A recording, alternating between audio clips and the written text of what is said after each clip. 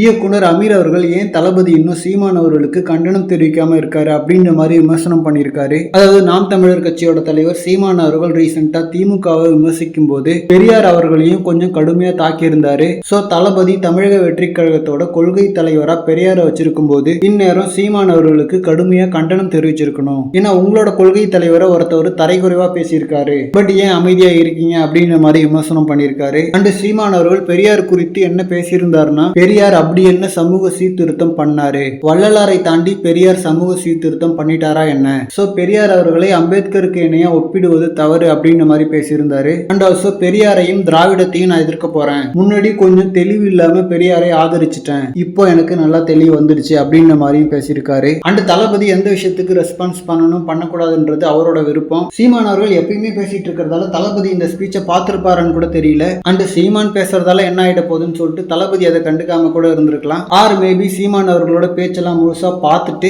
அவரோட ஸ்டாண்ட் என்ன அப்படின்றத சொல்லலாம். சோ மத்தவங்க இஷ்டத்துக்கு இம்மிடியேட்டா கருத்து தெரிவிக்கணும்னு அவசியம் இல்லை. அண்ட் சீமான் அவர்கள் பெரியாரை பத்தி கொஞ்சம் கடுமையா தான் பேசியிருக்காரு. சோ அதனால டெஃபினட்டா தளபதி கிட்ட இருந்து ஏதாவது ஒரு கண்டனம் வரலாம். ஏன்னா மாநாடுலயே நான் ஆ ஊன்லாம் கத்தி பேச மாட்டேன் அப்படின்ற மாதிரி சீமான் அவர்களை லைட்டா அடிச்சிருந்தாரு. சோ ஆட்சியில் இருக்கிற பாஜகவையும் திமுகவையும் அடிக்க தெரிஞ்ச தளபதிக்கு சீமான் அவர்களை எதிர்த்து கண்டனம் தெரிவிக்கிறது ஒன்றும் பெரிய விஷயம் இல்லை. ஸோ தளபதி கிட்ட இருந்து இதுக்கு என்ன ரியாக்ஷன் வருதுன்றதை வெயிட் பண்ணி பார்க்கலாம். ஆனால் இந்த மாதிரி தளபதி பார்த்தீங்கன்னா ஹாட்டான அப்டேட்ஸ்க்கு நம்ம விஜய் ஃபோர்ட் சேனலை சப்ஸ்கிரைப் பண்ணுங்க. தேங்க்யூ.